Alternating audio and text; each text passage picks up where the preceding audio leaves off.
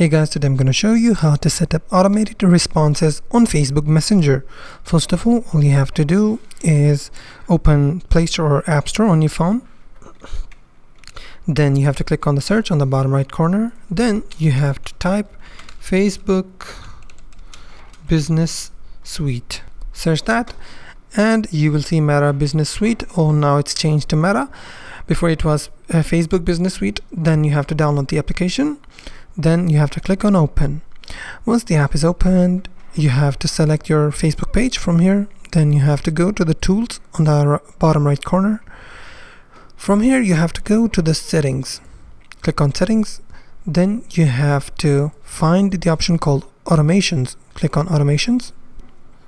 Now you have so many options: instant reply, away message, frequently asked questions, follow-up messages.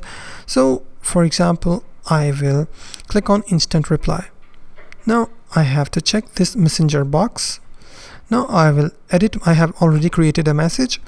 Now you can edit the message and you can do whatever you want. Once you have, you can type anything.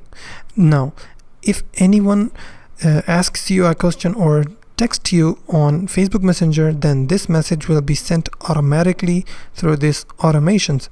Once you have created the message, you have to click on save.